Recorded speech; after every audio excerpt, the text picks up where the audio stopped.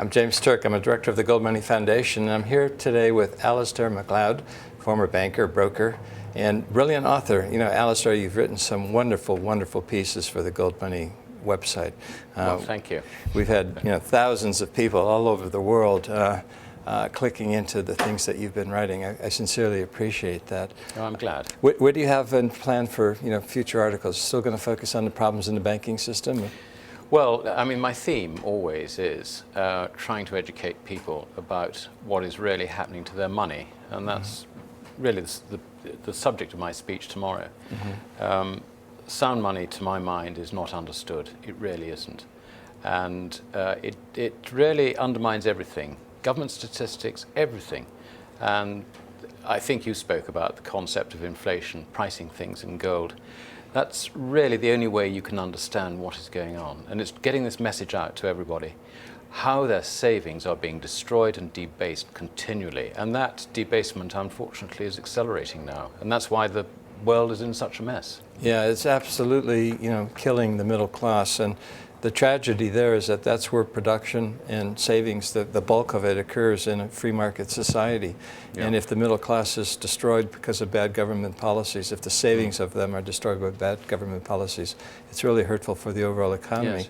And I guess the flip side of that coin is that a lot of this money that is available goes into bad investments.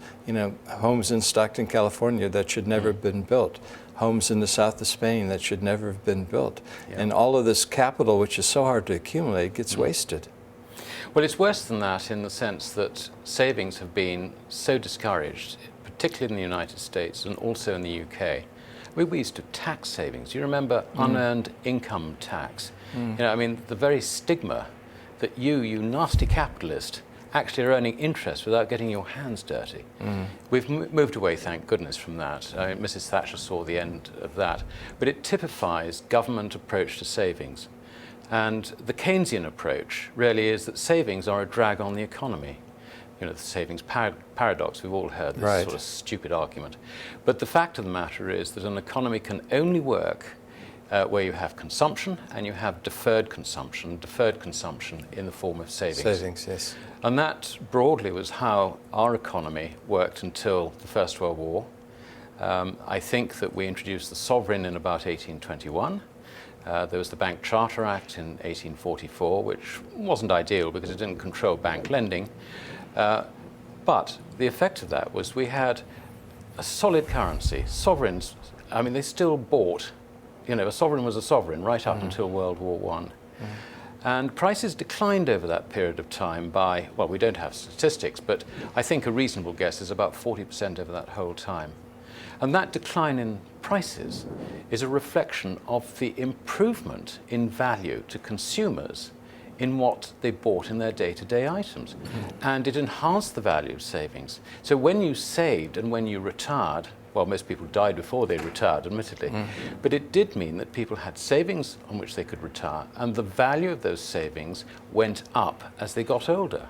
Yes. That has now been replaced by inflation, where you get a wonderful compounding effect from high interest rates. Not now, but certainly if you look over the last 40 years, you get a wonderful compounding effect in a sheltered investment like a pension fund or something like that. But when you start drawing down on it, the inflation rate kills it considerably more rapidly. So you end up with the absolute reverse of the 19th century situation.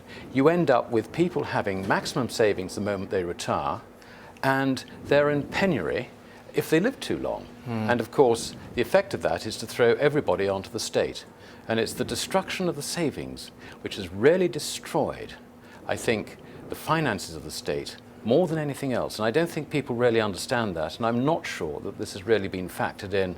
You hear all these estimates as to unfunded pension liabilities and so on. I don't think that has been fully factored in. Yeah. Let me go back to the point that you're making about the sovereign and the end of the classical gold standard from the late 1800s up until early 1900s, 1914, when governments started going off of the gold standard. During that period of time, there's a lot of misunderstanding because people have been taught to believe that deflation is a bad thing. But basically what you were describing was a deflationary environment. People's incomes were essentially stable because you were priced in terms of how many sovereigns you were earning or how many pounds you were earning, because the pound and the sovereign were essentially two synonymous terms because they were completely interchangeable for one and the other. And then technological improvements over time would lower prices, more efficient farming machinery, so the cost of food would go down. And that lowering of food prices and things of that nature was a mild deflation, which actually appreciate people's savings and their capital accumulation during their working years. Absolutely. It's a natural result of a free market with sound money. And I mean, a labourer's wages were probably something like 7 and 6 a week for decades. But towards the First World War, 7 and 6 bought a considerably more than 7 and 6 did 40 years earlier. Yeah. So that is the difference. And labour obviously has to move. I mean, you get industries which either get obsolete because they're replaced by something else, or in the natural course of events, companies fail. They fail to respond to the market adequately. And yes, people have to move from one job to another. And that was perfectly natural. And very often when they moved, they might have to accept a slightly lower salary in order to move. But if they made a career of it and so on and so forth, I mean, they had the opportunity. Now they don't have the opportunity because the cost of employing people is forever escalating in paper money terms. And of course, companies' balance sheets are run in paper money terms, and it's actually quite difficult for them to employ people at a time of inflation, and particularly with all the regulation and so on, which is a separate thing, but it's another burden which is put on companies. So we now have an economy which is considerably less responsive because it is controlled and it is run under a regime of government money, if you like. One of the other things which I think is desperately important is that when the central banks try and control or try and generate growth in the economy, they do this by lowering interest rates. They get businesses interested in doing some investment. I mean industrial investment. But it's not one businessman. It's not a random process. Everybody does it because they see that there's bank credit suddenly available. So right from the start, they have the makings, if you like, of a business cycle developing. And of course, business cycles have ups and downs. And really, before central banks got going, you didn't really have these cycles. We did make the mistake, as I mentioned earlier, in the 1844 Bank Charter Act of not stopping banks from printing credit or creating credit. Right. So we did have the odd bank smash, if you like over in Gurney and so on and so forth, when banks got into trouble.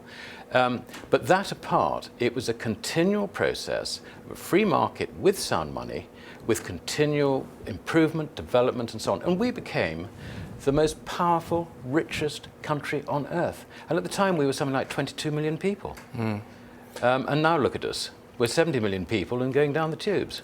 Well, a lot of That's people. Keynesianism. Yeah, no, I understood. A lot of people misunderstand the essential nature, of the empire. They think it was won by the British Navy, but in reality, it was won by the British pound.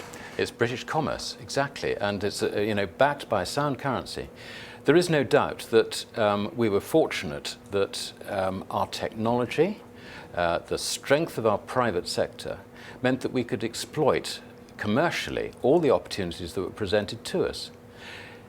If such a situation occurred again, which of course is extremely unlikely, then I doubt if we would make such a good fist of it. We wouldn't have the opportunity, we wouldn't be able to do it simply because we would be working from such a weak background. Yes. There's one other notable feature, of the classical gold standard and government's role. I want to see if you agree with me on this. It's the rule of law. Government saw its responsibility back then as maintaining the rule of law, which is essentially assuring that there was a level playing field and that no one party had an advantageous position over other people who are participating, in commerce and society and activity of all different sorts. And my sense of it is that governments have not only are they not maintaining the rule of law, but they become one of the biggest abusers of the rule of law, and have turned things around in a way that's really harmful to society in many, many respects. I agree with you entirely, James. I mean, really, at the root of this is contract law, and all commercial relationships should be governed by contract law. That was the way it always worked. So you knew where you were. If I entered into a transaction with you, I knew where I was, you knew where you were, and that was fine. And if one of us reneged on the deal, there would be legal recourse. The situation now is not nearly so clear. And as you say, government doesn't abide by the rules. In fact, they're the worst abusers of the rules. Yes. And it makes the business environment more difficult. And I really do think that a primary function of government is to ensure that the law of contract is clear and it can be enforced. And enforced evenly. The contract speaks for itself. Yes, it's not some clever wording a judge or government's intervention might add to what is in plain text, the understanding and letter of intent between the two contracting parties. I quite agree. But that's the basic principle of traditional Anglo-Saxon common law. Yes. Fulfill all of your contracts, do no harm. They're basically one and the same thing. And that's how society gets on with one another, operating and voluntarily interacting with one another to fulfill our needs and wants when we go into the marketplace. Absolutely. And once you've got that in place, government should actually let the private sector alone. Because the idea that government actually know better how to spend your money and my money as businessmen towards their own objectives and benefit the economy is absolute rubbish. I mean, but it is the Keynesian philosophy. For some reason, they seem to think that because the economy is stalled, it's our fault for stopping spending. So government then takes on the role of driving the economy. I mean, it's absolute nonsense. Yeah, it seems to me that we're on a road that basically is going to have a pretty ugly ending, because this seems to be a structural problem that we're running into. One of my favorite quotes from Margaret Thatcher is that eventually, the problem with socialism is that eventually you run out of other people's money. Yes. I sort of think that, isn't that what's happening here?